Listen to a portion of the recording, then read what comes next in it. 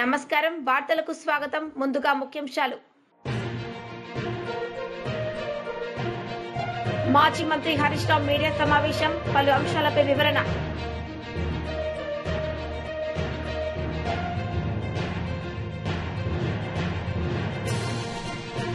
మాజీ మంత్రి బొత్స సత్యనారాయణ మీడియా సమావేశం పలు అంశాలపై వివరణ మాజీ మంత్రి హరీష్ రావు మీడియా సమావేశం నిర్వహించారు. సందర్భంగా పలు అంశాలపై ఆయన మాట్లాడారు. వన్యప్రాణుల విధ్వంసానికి పాల్పడినటువంటి తీరును ఈరోజు ఢిల్లీ నుంచి వచ్చినటువంటి సెంట్రల్ ఎన్విరాన్మెంట్ అడ్వైజరీ కమిటీకి వివరించడం జరిగింది. బీఆర్ఎస్ పార్టీ ఆధ్వర్యంలో మేమందరం కూడా ఒక డెలిగేషన్గా వెళ్ళి ఈ రాష్ట్రంలో ఏ రకంగా అడవుల విధ్వంసం జరుగుతూ ఉంది, వన్యప్రాణుల పట్ల ఎంత దారుణంగా ఈ రాష్ట్ర ప్రభుత్వం వ్యవహరిస్తూ ఉందనేటువంటి విషయాల్ని డీటెయిల్డ్గా కమిటీకి అన్ని డాక్యుమెంట్లతో ఆధారాలతో 11 పేజీల రిప్రజెంటేషన్ ఇవ్వడం జరిగింది. దాదాపు 200 పేజీల డాక్యుమెంట్స్ అన్ని కూడా వారికి సబ్మిట్ చేయడం జరిగింది. కమిటీ కొన్ని క్వశ్చన్స్ కూడా మమ్మల్ని వేశారు. వాటన్నిటికీ కూడా మేము ఆన్సర్స్ ఇచ్చాం. కొన్ని డాక్యుమెంట్స్ కూడా వారికి ఇవ్వడం జరిగింది. ముఖ్యంగా ఈరోజు మనందరం కూడా చూస్తూ ఉంటాం, రాష్ట్రంలో ఒక పేద రైతు తన పొలంలో ఉన్న చింత చెట్టో యాప చెట్టో కొట్టుకుంటే ఎంఆర్ఓ ఎస్ఐ పోయి ఆ ట్రాక్టర్ను సీజ్ చేస్తారు, పోలీస్ స్టేషన్ తీసుకుపోతారు, ఆ రైతు మీద కేసులు పెడుతుంటారు, లక్షల రూపాయల పెనాల్టీ వేస్తుంటారు. మరి ఇక్కడ వేలాది చెట్లు వందలాది ఎకరాల్లో నరుకుతూ ఉంటే ఏం చేస్తున్నట్టు, రెవెన్యూ వ్యవస్థ ఏం చేస్తున్నట్టు, ఫారెస్ట్ డిపార్ట్మెంట్ ఏం చేస్తున్నట్టు, ఎందుకు కళ్ళు మూసుకున్నారు? అంటే పేద రైతుకో న్యాయం, రేవంత్ రెడ్డికో న్యాయం ఉంటుందా? న్యాయం అనేటువంటిది, చట్టం అనే దానికి అది ముఖ్యమంత్రి అయినా ఒక రైతు అయినా అందరూ సమానమే.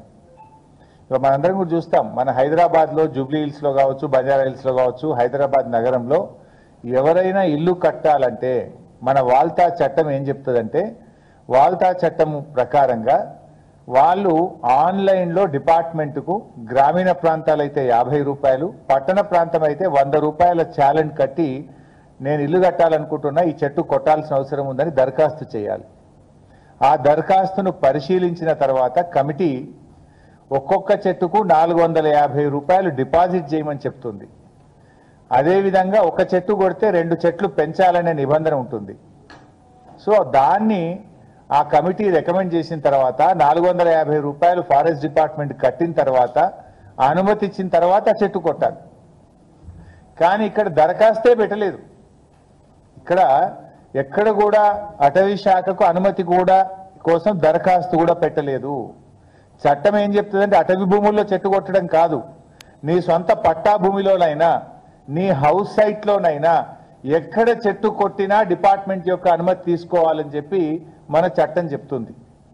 అందుకే మేము చాలా సందర్భాల్లో ఎమ్మెల్యేలుగా మేము కూడా చూస్తుంటాం, మా దగ్గర ఒక రైతు తెలియక, చట్టం మీద అవగాహన లేక ఒక చింత చెట్టో యాప చెట్టో పంట పండుతలేదు, నీడలో పంట పండుతలేదని చెట్టు కొడితే ఆ ట్రాక్టర్ సీజ్ చేస్తారు, పనిముట్లు సీజ్ చేస్తారు, రైతు మీద కేసు పెట్టి లక్షల రూపాయల పెనాల్టీలు వేస్తుంటారు.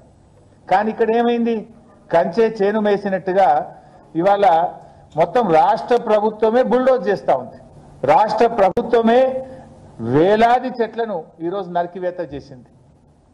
ఇంకోటి, పోలీస్ స్టేషన్లో వీళ్ళు అప్లై చేసినారు, చెట్లు నరకడానికి పోలీస్ స్టేషన్లో దరఖాస్తు పెట్టింది టీజీఐఐసి. ఏమని, మేము ఈ అడవిని ఇక్కడ ఉన్నటువంటి చెట్లను నరకదలుచుకున్నాము, మాకు రక్షణ ఇవ్వండి అని పోలీసులకు దరఖాస్తు చేసినారు. మరి పోలీసులు ఎవరైనా దరఖాస్తు పెడితే వాళ్ళు అడుగుతున్నది న్యాయబద్ధమైన పనా, అది చట్టానికి లోబడిన పనా కాదా అనేటువంటిది డ్యూ డిలిజెన్స్ చేసుకోవాల్సిన బాధ్యత పోలీస్ డిపార్ట్మెంట్కి ఉంటుందా ఉండదా? టీజీఐసి పెట్టిన దరఖాస్తే నేరపూరితమైనటువంటిది.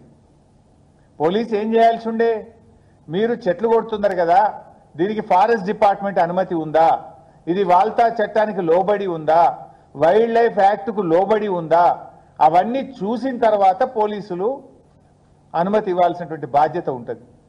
కానీ ఇవాళ ఏది చూడకుండానే పోలీసు రక్షణలో రాత్రింబవళ్ళు 50 బుల్డోజర్లు పెట్టి చెట్లను ఊచకోత కోసినటువంటి పరిస్థితి. ఇవాళ దాదాపు 3 జింకలు చనిపోయినాయి ఇప్పటికే అని చెప్పి స్పష్టంగా ఫొటోస్తో సహా ఎవిడెన్స్తో సహా కుక్కలు కొరికేస్తున్నాయి, జింకలు చనిపోతా ఉన్నాయి, జింకలు పరిసర ప్రాంతాల ప్రజల ఇళ్లల్లోకి వస్తున్నాయి. అంటే అది ఉన్నటువంటి గూడును చెదరగొట్టినప్పుడు దిక్కులేక అవన్నీ కూడా పరిసర ప్రాంతాల్లోకి పోవడం, కుక్కల దాడిలో చనిపోయేటువంటి పరిస్థితి ఏర్పడ్డది. వెనకట సినిమా యాక్టరు సల్మాన్ మాజీ ఎమ్మెల్యే కొరుముట్ల శ్రీనివాసులు మీడియా సమావేశం నిర్వహించారు. ఈ సందర్భంగా పలు అంశాలపై ఆయన మాట్లాడారు. ఈరోజు మీరు ఒకటే గమనించాలా, అధికారం లేనప్పుడు చంద్రబాబు నాయుడు, లోకేష్ గారు పోలీసు వ్యవస్థ గురించి ఎంత ఘోరంగా మాట్లాడారంటే, ఏ పోలీస్ జాగ్రత్త, నీ ఎంత తెలుసాం, కబడ్డార్, మీరు మా కింద పనిచేయాల్సి వస్తుంది, రేపు బట్టలు ఉడితేస్తామని ఎన్నో సందర్భాల్లో చంద్రబాబు నాయుడు గారు, లోకేష్ ఎన్నో సందర్భాలు చెప్పారు. మరి మీకుందా పోలీస్ వ్యవస్థ గౌరవం? మాకుందా? ఎప్పుడు కూడా జగన్మోహన్ రెడ్డి గారు పోలీసు బ్రదర్స్ అంటారు, చాలా మంది కూడా గౌరవిస్తారు. చట్టాన్ని చుట్టానికి అతి వాళ్ళకు ఎవరైతే ఎవరిస్తారో, అధికార పార్టీకి ఎవరైతే తొత్తుగా ఎవరిస్తారో వాళ్ళని దృష్టిలో పెట్టుకుని అనడం తప్ప ఈ యొక్క సామాన్య సంబంధించిన ఒక సాంప్రదాయక చట్టానికి లోబడి చేసే అధికారం ఎప్పుడు కూడా మేము అనలేదు. ఈరోజు నిజంగా మేము ఒకటే అడుగుతున్నాం, ఈరోజు నిజంగా మీరు ఇంత నిష్పక్షంగా పనిచేస్తా ఉంటే గడిచిన 16 నెలల్లో ఇంటింటి దాదాపు ఇన్ని పల్నాడులో కానీ, రాయలసీమలో కానీ, ఉత్తరాంధ్రలో కానీ, కోస్టల్లో కానీ, డెల్టా ప్రాంతాల్లో కానీ ఇన్ని హత్యలు జరిగేటివా, ఇన్ని మర్డర్లు జరిగేటివా, ఇన్ని హత్య ప్రయత్నం జరిగేటివా, ఇన్ని మానభంగాలు జరిగేటివా? మరి ఎక్కడుంది లా అండ్ ఆర్డర్? ఎక్కడుంది? ఏం చేస్తాం? నిద్రపోతుందా? కనీసం హోంమంత్రి తన పిఎన్ కూడా ఎవరో మార్చమంటే లంచాలు తీసుకుంటే ఆమె కూడా పై వాళ్ళు చెప్తే ఆమె మార్చే పరిస్థితి. కనీసం ఆమె సొంత ఇంట్లో వ్యక్తిని కూడా ఆమె నిలబెట్టుకునే పరిస్థితి లేదు. అది ఆమె ఉత్తుత్తు మంత్రి, హోంమంత్రి గారు. మీరు కూడా ఈ విధంగా మాట్లాడి ఎంతవరకు సబాబు? ఎవరైనా తప్పు జరిగిందంటే ఒక బాధ్యతమైన స్థానంలో ఉన్నప్పుడు ఆ తప్పును ఏ విధంగా దాన్ని సరిదిద్దాలా, మళ్ళీ రానికుండా చూడాలా, మళ్ళీ జరగకుండా ఉండాలా అనే ఉద్దేశంతో వ్యవహరించాలా తప్ప బాధ్యతగా ఉన్న మీరు మంత్రులు ఏదో అక్కడ ముఖ్యమంత్రి గారినో కానీ లోకేష్ గారినో వాళ్ళని సంతోషపెట్టాలా, వాళ్ళ దగ్గర మార్కులు పొందాలని చెప్పేసి మళ్ళీ మీరు విమర్శించినది ప్రజాస్వామ్యం తగదు. మేము ఒకటే అడుగుతున్నాం, నిన్న జరిగిన రాప్తాడులో విషయానికి వస్తే ఒక అవార్డుని మనం పోగొట్టుకున్నాం. మళ్ళీ అటువంటి పోగొట్టుకోకూడదు, మళ్ళీ సంఘటన జరగకూడదనే ఉద్దేశంతోనే ఒక గౌరవ అధ్యక్ష స్థానంలో ఒక ప్రజా ఆదరణ కలిగిన ఒక గొప్ప నాయకుడిగా, ఒక వైఎస్ఆర్ పార్టీ అధ్యక్షుడిగా బాధ్యత తీసుకొని ఆ కుటుంబాన్ని పరామర్శిస్తే అనేకమైన నిందలు, ఆరోపణలు. అంటే మేము ఒకటే అడుగుతున్నాం, అధికారంలో ఉండే నాయకులను కానీ, కూటమిలో ఉన్న పెద్దలను కానీ, రాష్ట్రంలో ఉన్న విజ్ఞానులు కానీ అడుగుతున్నాం. అంటే ఆ సంఘటన చిన్నదా? దాన్ని వదిలేస్తామా? దాన్ని మర్చిపోదామా?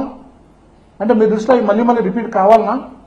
ఇవన్నీ కూడా ఒకసారి ఆలోచించాల్సిన అవసరం ఎంతైనా మీరు కూడా మీ ద్వారా మేము తెలియస్తాం.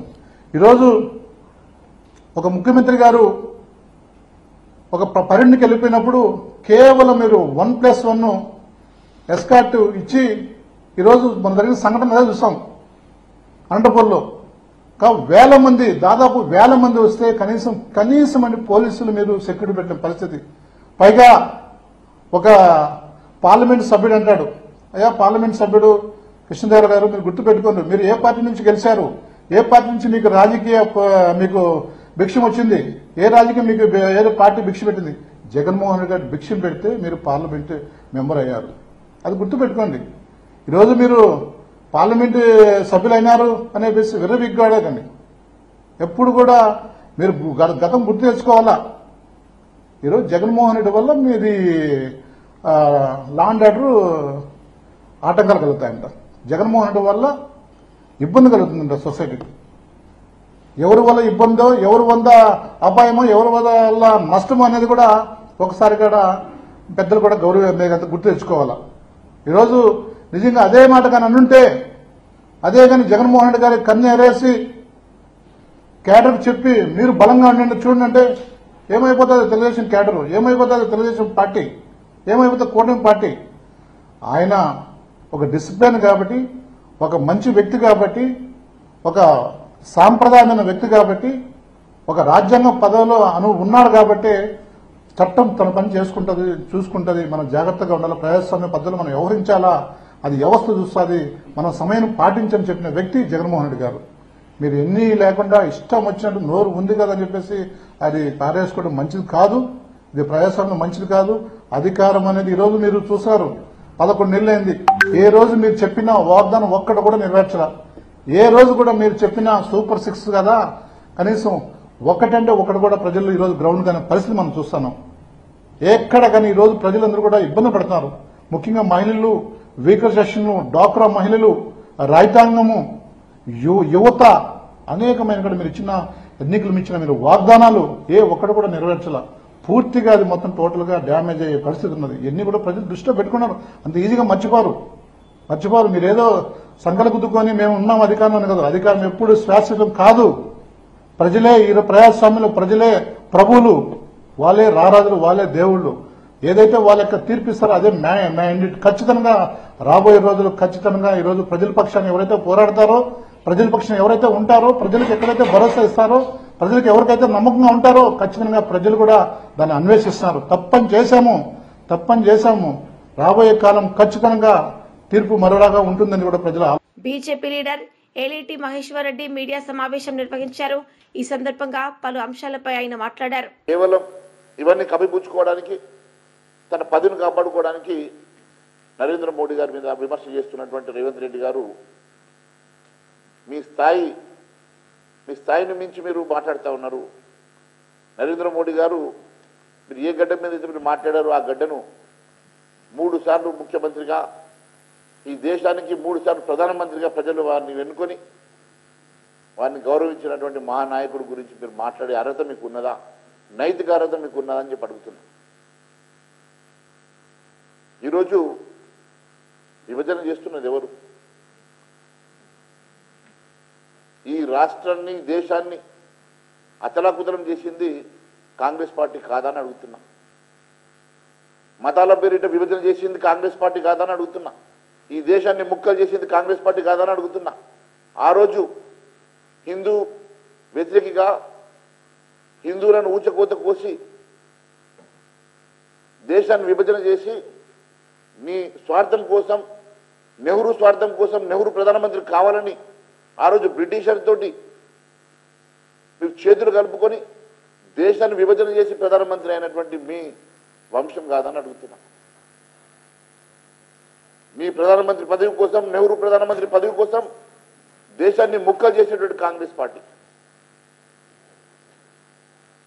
దేశ విభజనకు కారణమైనటువంటి కాంగ్రెస్ పార్టీ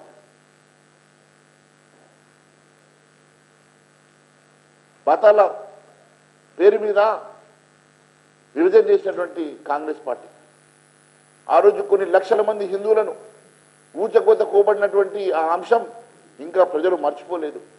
అలాంటి మీరా ఈరోజు మాట్లాడేది విభజన గురించి, వివక్ష గురించి. నేను ఒకటే అడుగుతా ఉన్నాను, బహుశా రేవంత్ రెడ్డి గారికి చరిత్ర తెలియదా, లేకుంటే చరిత్ర మర్చిపోయిండో కానీ ఇంకా దేశ ప్రజలు చరిత్ర మర్చిపోలేదు. భారతదేశాన్ని ముక్కలు చేసి మతాల పేరు మీద మీరు విభజన చేసి మీ స్వార్థం కోసం, ప్రధానమంత్రి పదవి కోసం చేసినటువంటి కుట్రలో భాగమే ఈరోజు ఈ దేశం ఈరోజు ఈ రకంగా విచ్ఛిన్నం జరిగిన సంగతి నేను గుర్తు చేస్తా ఉన్నాను. భారతీయ జనతా పార్టీ అంటే ప్రజలకు తెలుసు ఒక దేశభక్తి పార్టీ అని.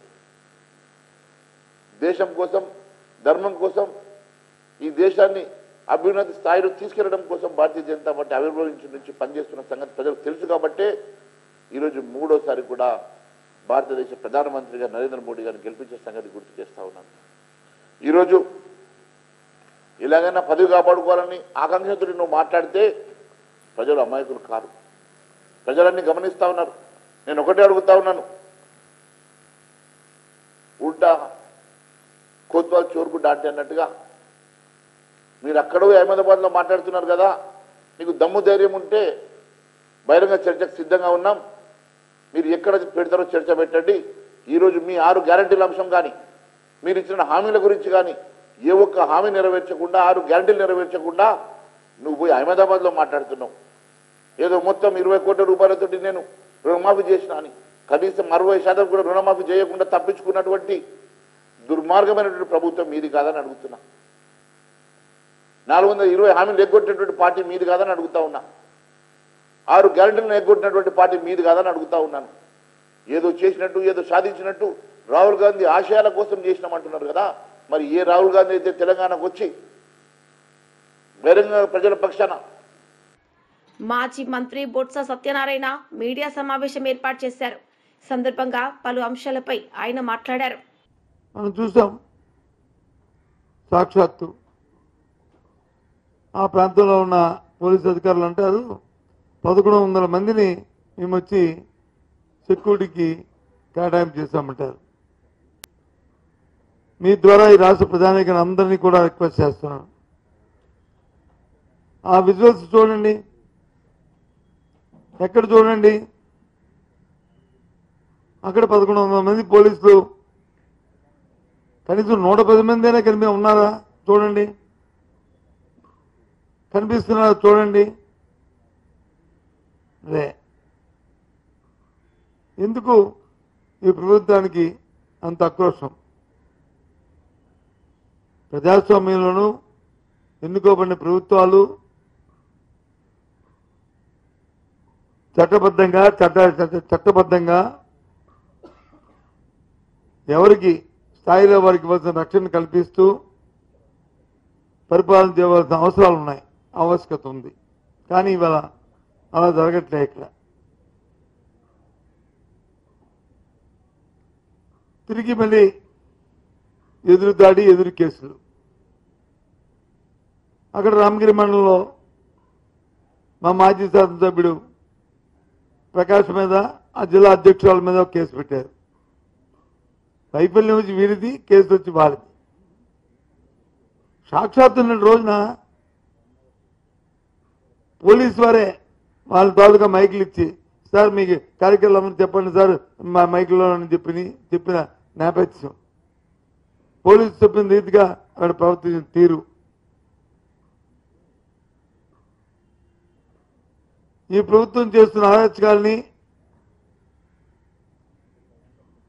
వాళ్ళు చేస్తున్న దౌర్జన్యాలకి ఆ ప్రాంతంలో ఉన్న ప్రజలతో కడుపు మండి ఈ ప్రభుత్వంతో దృశ్యాలను ఎదుర్కోవడానికి మరి జగన్మోహన్ రెడ్డి వస్తే వాళ్ళందరూ ఆయనకి సాదర స్వాగతం చెప్తే కళ్ళు కొట్టి ఇలాంటి కార్యక్రమాలు చేయడం. ఇదేమైనా ఎవరైనా ఆ కేసు పెడతారండి? ఇది అంటే వైఫల్యాన్ని కప్పించుకోవడానికి వచ్చి తిరిగి నాకు నాయకుడి మీద పెడతారా? నాకు ఇప్పుడు టీవీలో చూశాను, ప్రకాష్ రెడ్డి గారు అంట ఆ చుట్టూ బారికేడింగ్స్ వచ్చి సరిగ్గా కట్టలేదంట. వైఫల్యం కట్టలేదన్నప్పుడు మీరు ఇన్ఫార్మ్ చేయాలి కదా. ఇక్కడ సెక్యూరిటీ ఇక్కడ గట్టిగా మీ పార్టీ కార్యకర్తలు తెలియదు, మరి దయచేసి మీ హెలికాప్టర్ ల్యాండ్ అవ్వడానికి వీల్లేదని చెప్పాలి కదా. ఎవరు తప్పండి ఇది? తిరిగి ప్రకాష్ రెడ్డిదా తప్పు? ఏంటిది? ఎక్కడే పోతుంది ఈ ప్రభుత్వం? ఈ పరిపాలన ఎప్పుడు ఒకలాగా ఉండదు. ఉదయం అయిపోతే రాత్రి వస్తుంది, రాత్రి వెళ్తే ఉదయం వస్తుంది. ప్రజాస్వామ్యంలో ప్రతి 5 సంవత్సరాలకు ఎన్నికలు జరుగుతుంటాయి. కానీ ఎన్నుకోబడిన పాలకులు ప్రజాస్వామ్యబద్ధంగా పరిపాలన చేయాలి.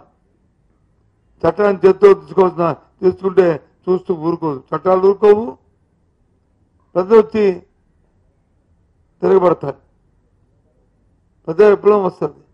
దయచేసి అలాంటి పరిస్థితులు ఈ రాష్ట్రం తావద్దని కోరుతున్నాను. చూసాం మనం ఆ పక్కనున్న శ్రీలంకలో జరిగిన ఉద్యమాలు చూసాం, ఆ పక్కనున్న బెంగాల్లో జరిగిన ఉద్యమాలు చూసాం.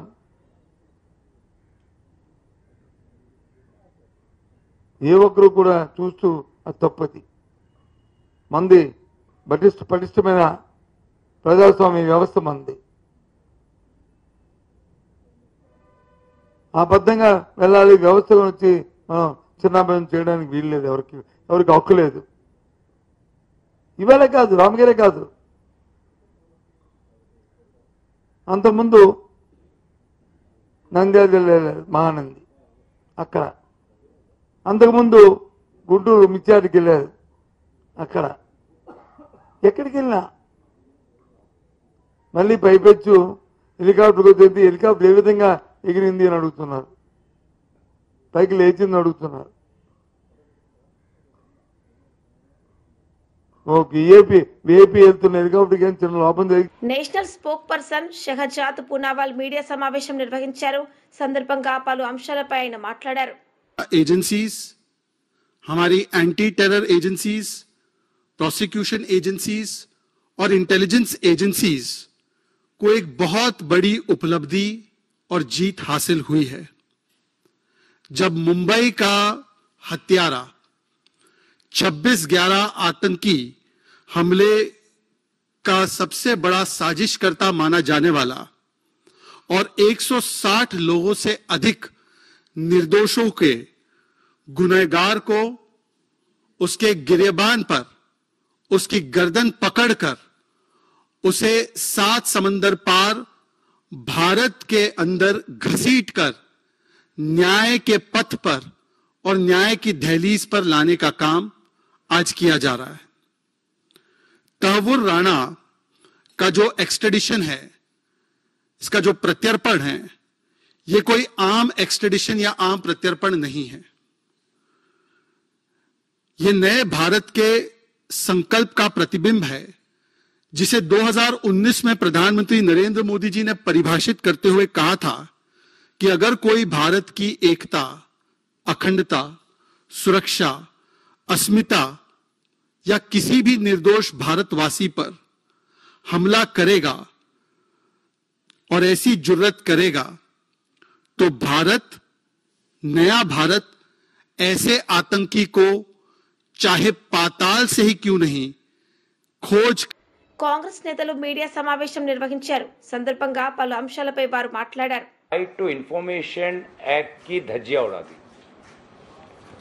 It has devastated another act passed by the Parliament which is the Right to Information Act. There is a particular section in the right to information act. It is called section 8(1), जिसमें यह कहा गया है कि अगर right to information application में ऐसी कोई जानकारी मांगी गई है जिसका पब्लिक इंटरेस्ट के साथ कोई संपर्क नहीं है तो ऐसी सूचना देना अनिवार्य नहीं है. लेकिन अगर पब्लिक इंटरेस्ट में है तो पर्सनल इंफॉर्मेशन हो सकता है, किसी व्यक्ति का नाम हो सकता है, बट आपको देना पड़ेगा. तो अभी जो डिजिटल डेटा प्रोटेक्शन एक्ट पास हुआ उसमें एक बहुत ही खतरनाक सेक्शन है, section 44(3), which is amending Section 8(1)(j) of the RTI Act, and now it says nothing, notwithstanding anything contained in this act, there shall be no obligation to any citizen information which relates to personal information. बाकी जो चीजें हैं public interest की, public interest related जो बातें हैं, जो curve outs हैं, जो गाइडलाइंस हैं, वो पूरा डिजिटल डेटा प्रोटेक्शन एक्ट जो रिसेंटली पास हो उसको काट दिया है. तो कल अगर आप जानना चाहते हैं कि बिहार में जो विभिन्न जो पुल बनाए जा रहे हैं, पुल टूटे जा रहे हैं, ये पुल अधिकारियों ने किस कॉन्ट्रैक्टर को दिया, कौन है वो कॉन्ट्रैक्टर? क्योंकि आप जानना चाहते हैं कि एक ही कॉन्ट्रैक्टर को क्या सारे पुल की ठेका मिला हुआ है. तो आज जो जानकारी आपका अधिकार है, जो सूचना का जो अधिकार है, उस अधिकार को आज इस छल के द्वारा उस अधिकार को नागरिकों से छीना गया है. Very surreptitiously, maliciously and mischievously, the right of citizens to information has been snatched by the recent Digital Data Protection Act. तो इस बिल पर सुझाव ये है कि we urge you this is, we are requesting the Minister of Information Technology, we urge you to repeal Section 44(3) of the Digital Personal Data Protection Act. और ये जो पिटीशन है, इस पिटीशन पर किन महान हस्तियों का, नेताओं का हस्ताक्षर और समर्थन है? आदरणीय राहुल गांधी जी। వార్తలు ముగించే ముందు ముఖ్యాంశాలు మరోసారి. మాజీ మంత్రి హరీష్ రావు మీడియా సమావేశం, పలు అంశాలపై వివరణ.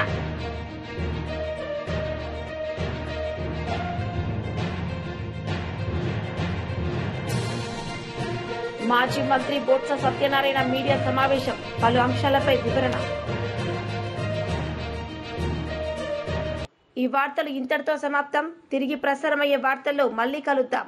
అంతవరకు సెలవు. నమస్తే.